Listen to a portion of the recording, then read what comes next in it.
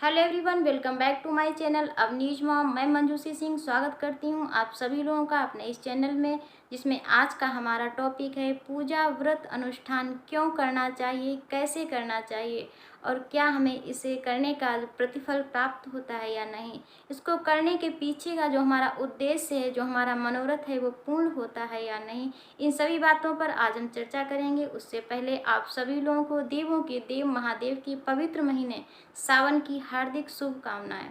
दोस्तों, जैसे ही सावन का महीना शुरू होता है, हमारे आसपास का वातावरण भी भक्तिमय होता है।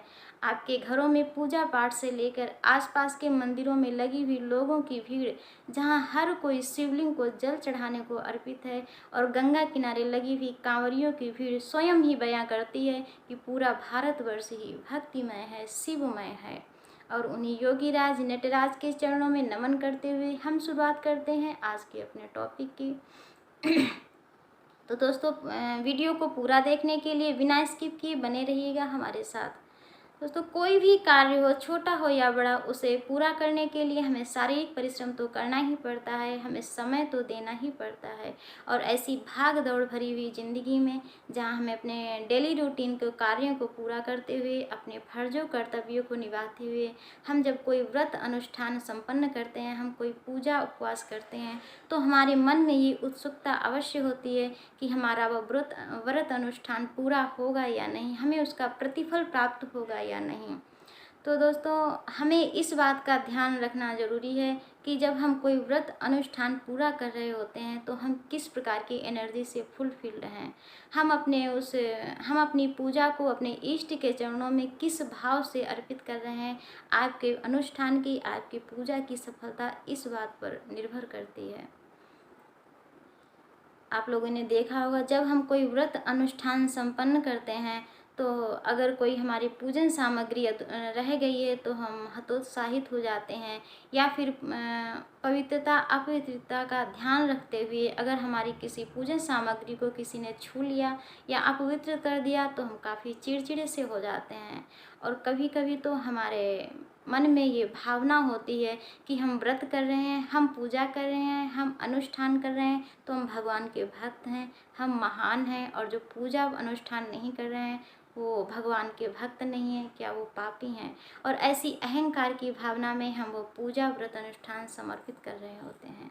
कहीं आपको इन बातों का भी ध्यान रखना चाहिए कि आप अपनी उस पूजा को एक क्रियाकलाप का रूप तो नहीं दे रहे हैं। जैसे आप अपने अन्य कार्यों को पूरा करते हैं, कहीं उसी प्रकार अपने उस पूजा अनुष्ठान को भी एक क्रियाकलाप के रूप में ही तो नहीं पूरा कर रहे हैं।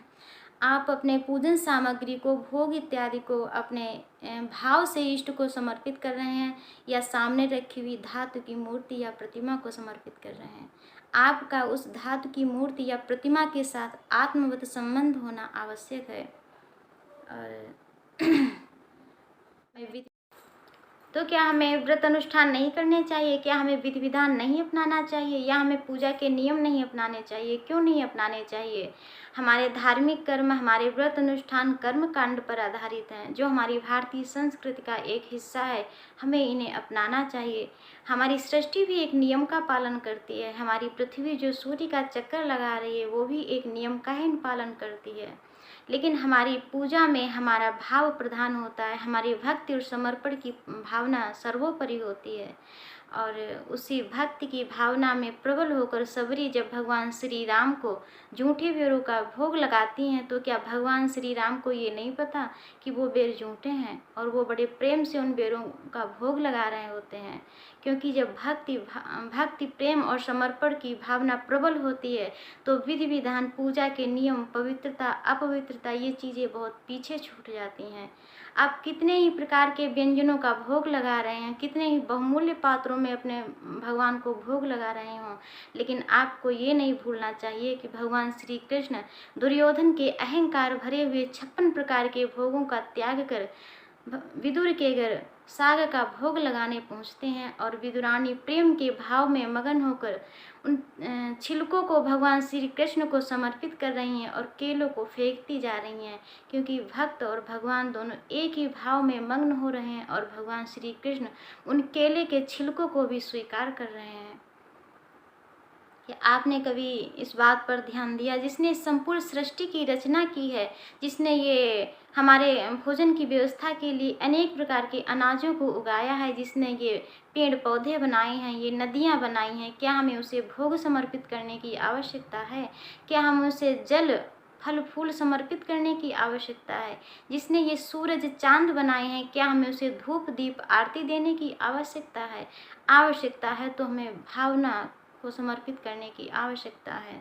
एग्जाम्पल के तौर पर अगर कोई पिता कोई खाने की चीज़ लाकर अपने बच्चे को देता है और वो बच्चा उस चीज़ को पाकर बहुत खुश होता है, लेकिन जब वो बच्चा उसी चीज़ को खाने से पहले अपने पिता को खिलाने लगता है, तो वो पिता, जबकि उस पिता को उस चीज़ की कोई आवश्यकता नहीं है, लेकिन अपने बच्चे की समर्पण की भावना को देखकर वो उसे स्वीकार भी करता है और वात्सल्य के भाव में भरकर उसे अपने गोद में लेकर लाड़ प्यार करता है।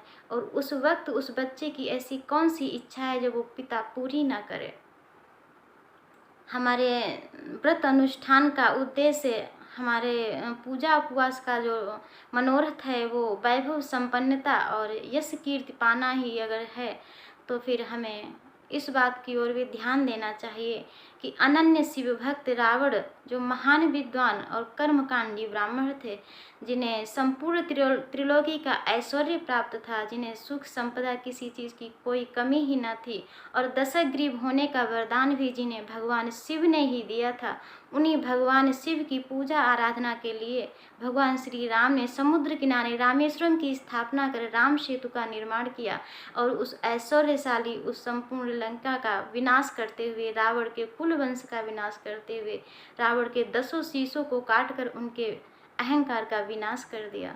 तो हमें हमारे जीवन में संपन्नता, संपूर्णता, वैभव, यश कीर्ति के साथ भगवान की भक्ति, समर्पण और प्रेम की भावना का होना आवश्यक है, तभी हमारे जीवन में सुख आएगा, शांति आएगी।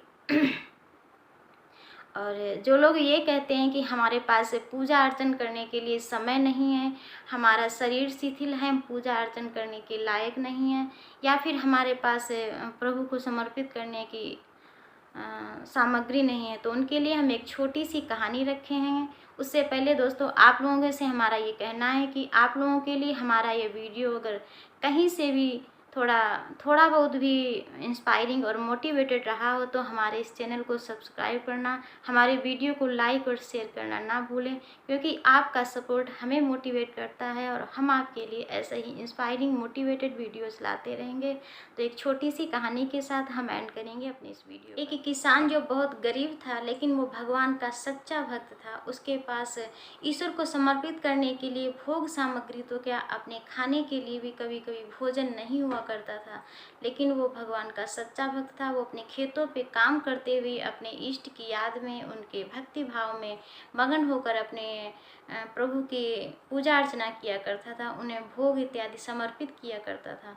और एक दिन ऐसा हुआ कि उसके पास खाने के लिए भोजन नहीं था और वो बड़े दुखी मन से सोचने लगा कि पता नहीं हमारे ईश्वर हमारी पूजा को स्वीकार भी करते हैं या नहीं, क्योंकि उन्हें समर्पित करने के लिए तो हमारे पास कुछ भी नहीं है।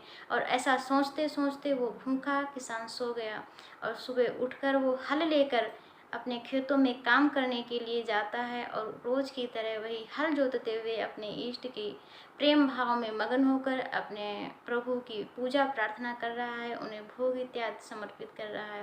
वो जैसे ही अपने प्रभु के चरणों को पखार कर उनको चंदन वंदन लगा रहा था और अपने प्रभु के चरणों में पुष्प अर्पित करने को चला, तभी उसका बेटा भोजन लेकर आता है और अपने पिता को आवाज़ लगाता है। जैसे ही उसका किसान का ध्यान अपने बेटे की आवाज़ की तरफ जाता है, वो देख रहा है कि उसके हाथ से कमल का पुष्प छूटकर हल के नीचे गिर रहा है, और ये वही कमल का पुष्प है जिसे वो किसान अपने याद से, अपने भाव से अपने इष्ट के चरणों में रख रहा था। और उसी समय उसके आँख से प्रेम और भक्ति के आंसू निकलते हैं और वो अपने इष्ट का धन्यवाद करता है कि प्रभु हम जैसों की भी पूजा को स्वीकार कर रहे हैं, जबकि हमारे पास उसे समर्पित करने के लिए कोई भी सामग्री नहीं है, लेकिन वो अपने याद और भाव से अपने इष्ट को वो हर सामग्री समर्पित करता जिसे जो उसके पास हुआ ही नहीं करती थी। तो आप लोग अपने भाव से भी अपने इष्ट की पूजा प्रार्थना कर सकते हैं। अगर आपके पास पूजन सामग्री नहीं है, फिर भी अगर आपके पास पूजन करने के लिए अपने इष्ट की उपवास व्रत अनुष्ठान करने का समय नहीं है, तो आप अपने दैनिक कर्तव्यों को पूरा करते हुए आप उसकी पूजा अर्चना कर सकते हैं। इसी के साथ हम लास्ट करते हैं अपने इस वीडियो का। मिलेंगे अपने अगले वीडियो में किसी इंस्पायरिंग मोटिवेटेड विचार के साथ। तब तक के लिए आप सभी लोगों को मेरा राम राम प्रणाम।